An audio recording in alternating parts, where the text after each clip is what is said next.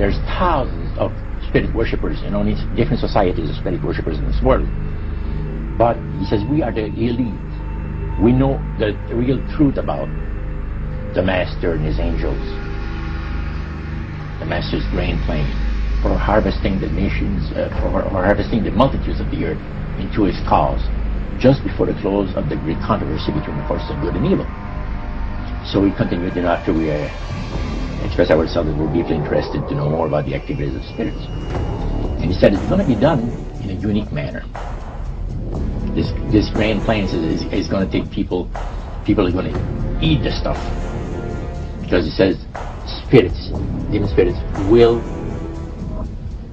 declare themselves to be inhabitants of far distant planets in the galaxies that are coming to warn the inhabitants of planet Earth of the impending destruction of the planet, unless something seriously proper is done to avoid it.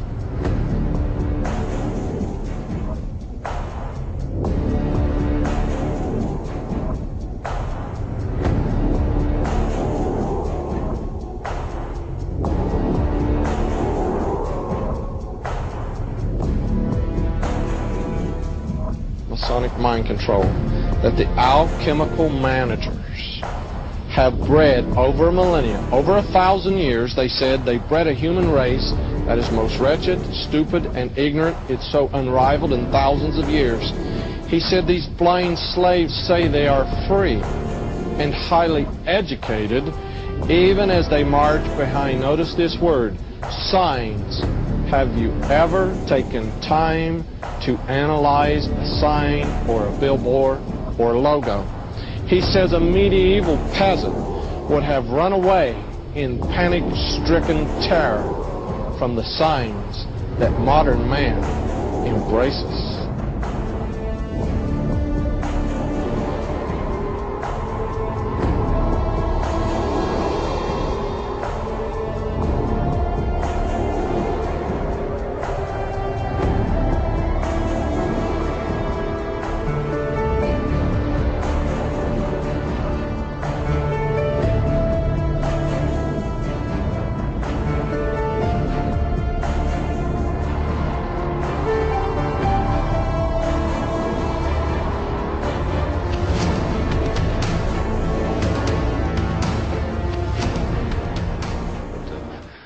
Once you know the vowels. Just answer the question. Well, I mean, I just had to learn how to pronounce it. I mean, it hasn't been a living spoken language in more than 1,000 years. I mean, look at this. It says, a traveler from distant stars escaped from a dying world looking for a way to extend his own life. His body decaying and weak, he couldn't prevent his own demise. Apparently his whole species was becoming extinct. So he traveled or searched the galaxies looking for a way to cheat death. And, look here. He came to a world rich with life, where he encountered a primitive race, humans. A species which, with all his powers and knowledge, he could maintain indefinitely. He realized within a human body he had a chance for a new life.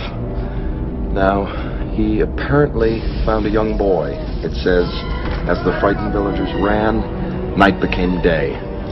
Curious and without fear, he walked towards the light.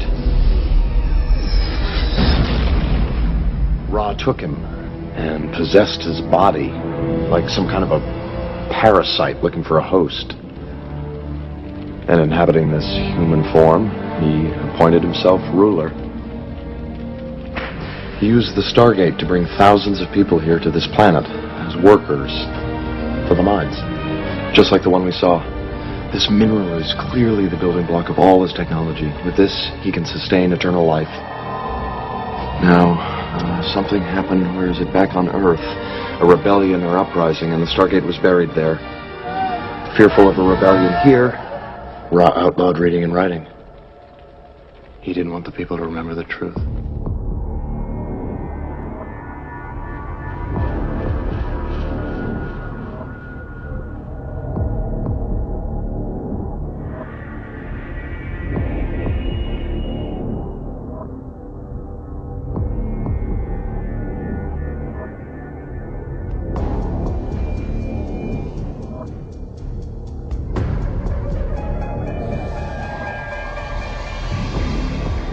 what point did this demon worship start to affect you personally, Roger?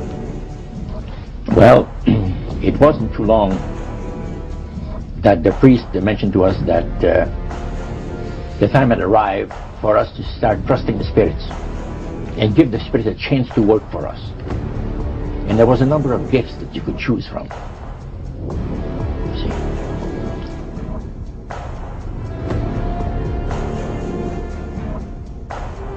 Americans are asking, why do they hate us? They hate what they see right here in this chamber. A democratically elected government. Number 10, deal with the use of slogans such as equity, liberty, fraternity into the mouths of the masses in psychological warfare. Boy, if that isn't Bill Clinton, I never saw it, never heard it before. That man is unbelievable. As former Congressman Dennemeyer describes him, he's a draft-dodging, womanizing, pathological liar, and he certainly fits into item number 10. Number 11 dealt with war, number 11 theory and goal. In 1773, Adam Weishaupt set down policies that were publicly announced in 1939, folks. 1773, publicly announced 1939 by Britain and the United States. And the war should be directed so that the nations on both sides are placed further in debt and peace conferences conducted so neither combatants obtain territorial rights. Yalta. Perfect example. Stalin, Roosevelt, Winston Churchill after World War II. Number 12 told those present that they must use their wealth to have candidates chosen to public office who would be obedient to their demands and would be used as pawns in the game by the men behind the scenes. The advisors will have been bred, reared, and trained from childhood to rule the affairs of the world. We have that today without any question. The men behind the scenes. Number 13, control the press.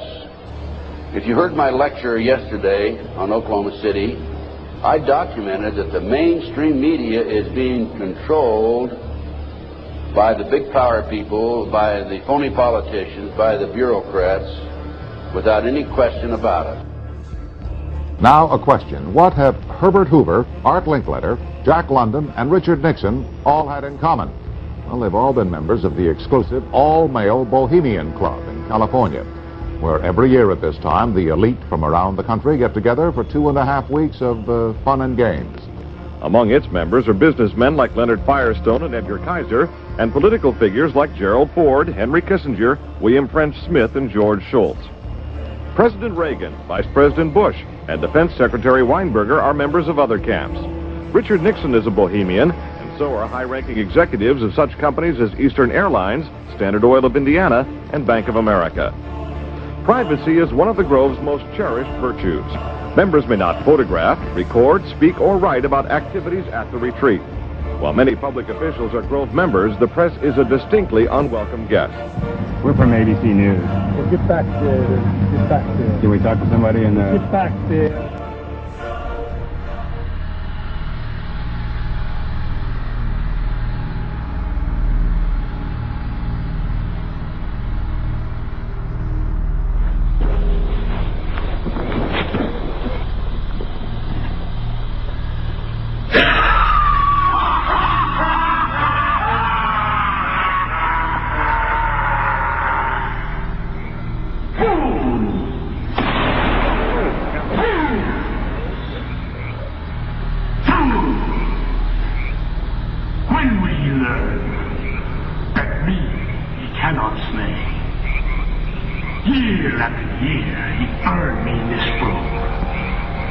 Lifting your puny shouts of triumph to the stars.